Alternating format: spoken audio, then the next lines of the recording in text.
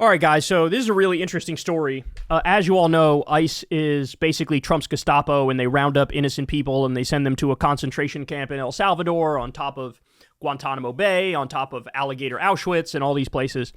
And, this is a horror show. We're witnessing a horror show. We're witnessing something that's, not so different from what was happening in 1930s Germany. And I know that sounds hyperbolic, but it's not. It's not at all. There's a guy who came out here and he made an ICEBlock app. And basically, he's trying to hook people up. Like, hey, this app can show you ICE is, down the block and on the right. Avoid that area. And this can end up saving a lot of people, innocent people, from having their lives ruined. So let's watch an interview here. This is really interesting. When I saw what was happening in this country, I wanted to do something to fight back. Joshua Aaron developed ICEBlock. It's a free, crowdsourced app that alerts users when immigration and customs enforcement agents are spotted within a 5-mile radius of their location.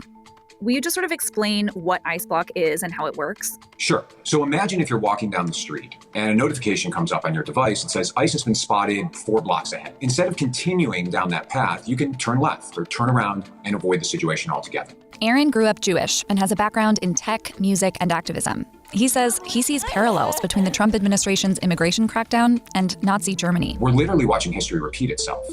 And so I thought, what if there was an early warning system? And that's what became ICEBlock. I'm looking at LA now. I'm seeing one in East Hollywood. And then as I zoom out, it's showing me a few others. One of the core principles of the design of this app is 100% anonymity for our user base. As of today, we have 20,000 users. We're hoping to grow that 10 or 100 times, of course. But there is no sign-up process. There is no user data collected. There's no user data even captured by our app. Do you have a way of... That's incredible. That's incredible. So he's really doing this for the right reasons.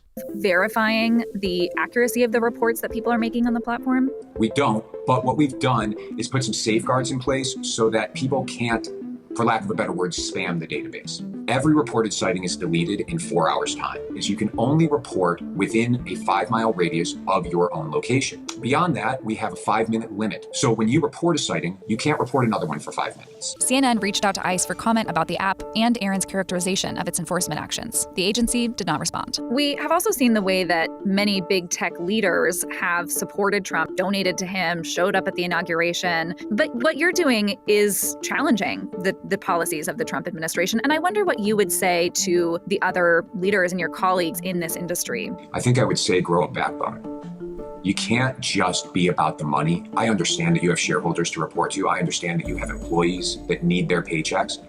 But at what point do you say enough is enough? So this is incredible. This is truly incredible. And of course, the right had a conniption over this. They had a massive aneurysm and tantrum and meltdown. And they were talking about trying to take legal action against CNN for covering the fact that this app exists and helps this app grow, et cetera, et cetera. This is all First Amendment protected speech. And by the way, let's not fucking kid ourselves. It would be a different story if we lived in a world where ICE truly only went after undocumented immigrant violent criminals. If they were actually going after legit gangsters and drug cartel members and murderers and things of that nature, then everybody would look at this and go, you know what? Maybe that's a little fucked up. Why are you trying to help out the gang members, right? But we don't live in that world. We live in a world where we have the data and 92% are not criminals. 92% of the arrests made by ICE were of non-criminals. We live in the world where 70 American citizens got deported in Trump's first term. Now it's probably hundreds or thousands for the second term, right? We live in a world where they deported a 4-year-old American citizen who had cancer with no medicine. We live in a world where they're arresting people immediately after they give birth. We're living in a world where Andres, the gay Venezuelan makeup artist, was sent to a concentration camp in El Salvador. 19 years old, no criminal record whatsoever.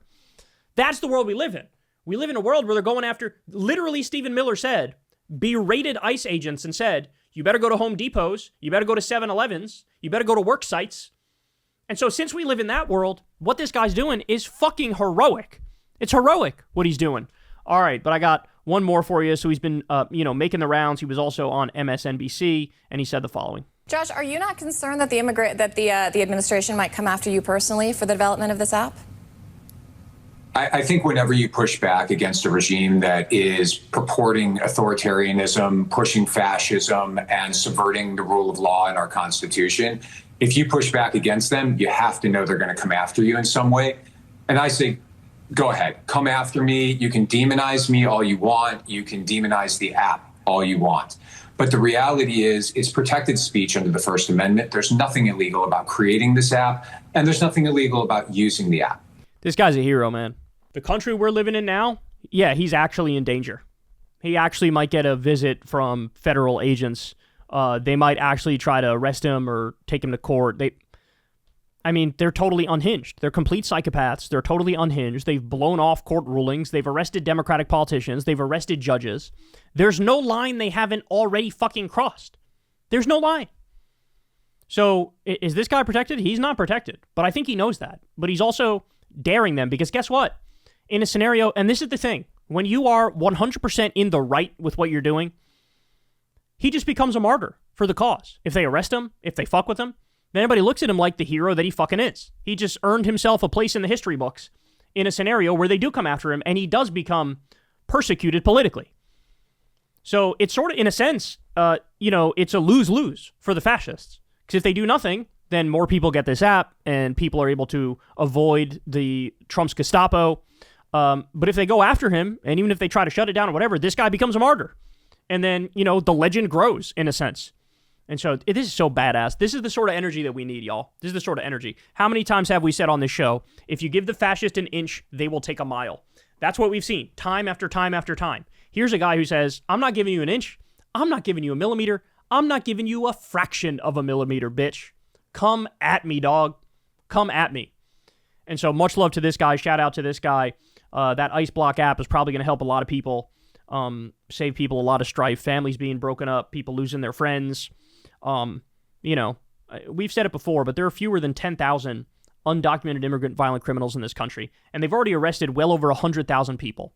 That is, over 90% of the people that they're arresting are just having their lives fucked with, their lives upended and destroyed over fucking nothing, over a bloated white nationalist president who's trying to ethnically cleanse the country. That's what it is. That's what it is. And so resisting that is a moral duty. It's not just a difference of opinion. It is a moral duty to resist that, and this guy is following through. Hey, y'all, do me a favor and like and subscribe. It helps out big time in the algorithm. Click the bell as well for notifications when videos drop, and watch that video on screen right now. You know you want to.